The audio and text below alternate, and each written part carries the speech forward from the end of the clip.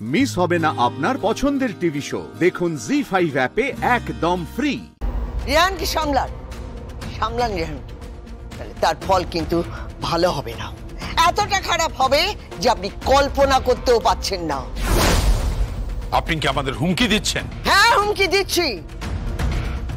আপনি যদি রেহানকে সামলাতে না পারেন তাহলে এমন ব্যবস্থা করব যে কলকাতা শহরে চ্যাটার্জি গ্রুপের ব্যবসার সংস্থা ছিল তা কেউ বিশ্বাস করবে না।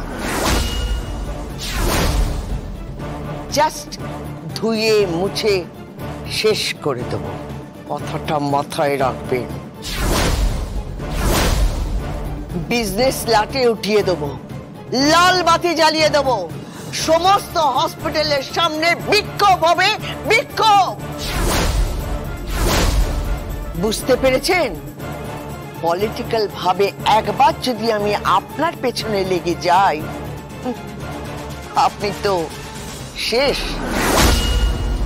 ভদ্রভাবে কথা বলুন। আপনি ভুলে যাবেন না যে চ্যাটার্জি গ্রুপের ভিত কিন্তু এত পলকা নয় যে একজন পলিটিশিয়ান এসে সেটাকে নাড়িয়ে দিতে পারে।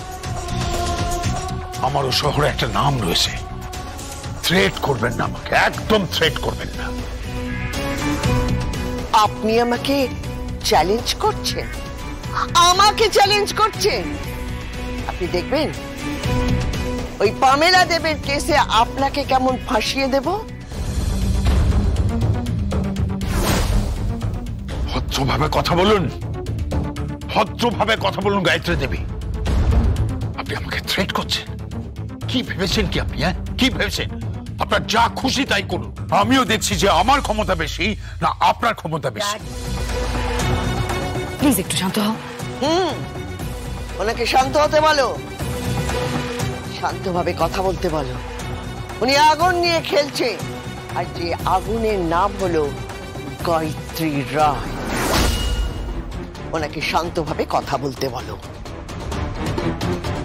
ওনাকে ঠিক করে কথা বলতে বলো। আমাকে থ্রেট করছেন? 100 বার থ্রেট করব। গায়ত্রী দেবী, আপনি মাথা ঠান্ডা করুন প্লিজ। কি হয়েছে আমায় বলুন, বলুন। কি হয়েছে মানে? রেহান চ্যাটার্জি আমার নাতি গায়ে হাত তুলেছে। যে নাতির বাবা মা নেই, আমি তাকে মায়ের মতো করে মানুষ করেছি। আমার নাতি আমার কাছে সব। তার গায়ে আঁচ লাগলে আমি তাকে ক্ষমা করি না। রেহান চ্যাটার্জিকেও আর খুঁজে পাওয়া যাবে না যদি আর একবার একই ভুল করে। কি করবেন আপনি? রেহান কিন্তু আমার সন্তান। ছাড়ুন, আমার সন্তান। আপনি আপনার বিজনেসের জন্য সবকিছু বাজি রাখতে পারেন, এমনকি আপনার ছেলেকেও। কিন্তু আমি তা করি না। আমার কাছে সম্পর্কের দাম আছে, আপনার কাছে সম্পর্কের দাম নেই। আপনি প্লিজ শান্ত হন গায়ত্রী দেবী, আমায় বলুন কি হয়েছে। কি হয়? গৌরব, গৌরব, গৌরব! ওর কাছে শোনো কি হয়েছে। রেহান ওকে কি মার মেরেছে। গৌরব ওই জায়গায় গিয়েছিল যেখানে যোগমায়াকে গুলি করা হয়েছিল। হ্যাঁ,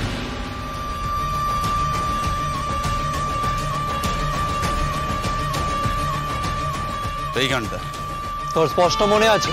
হ্যাঁ, এইখানেই তো চেম্বার বার করে দানা ভরে দিয়েছিলাম। তুই রাত দেখেছিস না?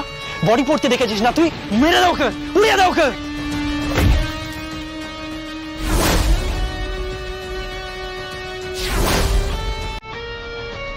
রেহান!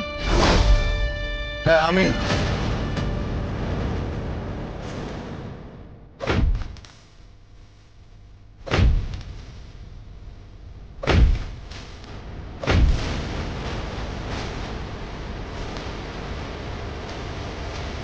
বুঝতে পেরেছেন? রেহানকে থামান। এরপর টাচ করলে না, কলকাতা শহরে ওর লাশ খুঁজে পাওয়া যাবে না। কত মানুষই তো রোজ গুম হয়ে যাচ্ছে, আর একটা মানুষ না হয় হয়ে যাবে। না না, আপনি কিন্তু কিচ্ছু করবেন না, আপনি কিচ্ছু করবেন না। আপনি রেহানের গায়ে হাত তুলবেন না। আমি বলছি আপনি রেহানের গায়ে হাত তুলবেন না। আমি ওর ড্যাডি হয়ে বলছি, আপনি কিচ্ছু করবেন না প্লিজ। বাবা, পিতৃস্নেহ একবারে জেগে উঠেছে। তাহলে ওকে বোঝান।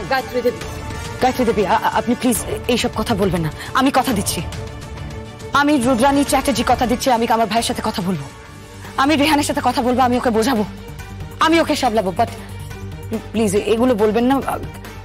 কিন্তু আমার কাছে এখনো প্রশ্ন কিন্তু একটাই গায়ত্রী দেবী। কি? দেখুন, জীবিত বা মৃত কোনো একটা অবস্থাতে তো যোগমায়াকে পেয়ে যাওয়ার কথা, মানে যাকে বলে ডেড বডি। তো সেই ডেড বডি বা লাশ কোনো কিছুই কিন্তু এখনো পাওয়া যায়নি গায়ত্রী দেবী। তাহলে তাহলে যোগমায়া।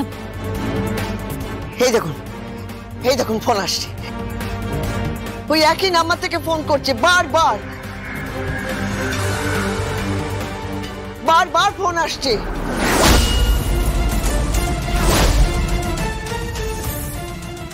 গায়ত্রী রায়, ফাঁদে পড়ে গেছো তুমি।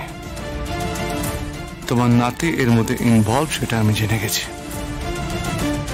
এবার শুধু সময়ের অপেক্ষা, সময়ের অপেক্ষা। একটা ক্লু পাবো, তোমার ওই পলিটিক্যাল ক্যারিয়ার শেষ করে দেবে এই রেহান।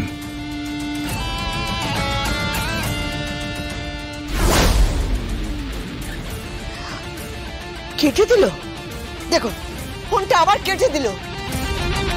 পেছন থেকে কেউ খেলছে, নিশ্চয় পেছন থেকে কেউ খেলছে।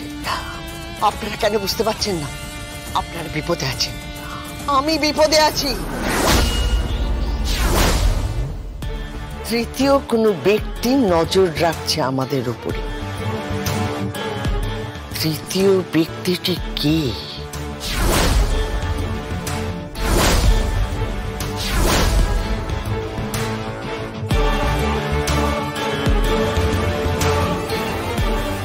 I love you, Yogamaya.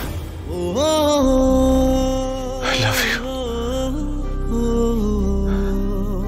বড্ড ভালোবাসি তোমাকে, বড্ড ভালোবাসি। যোগমায়া, তুমি কোথায়? কোথায় যোগমায়া? তুমি কোথায় যোগমায়া? জি5 ডাউনলোড করুন আর সব এপিসোড দেখুন একদম ফ্রি।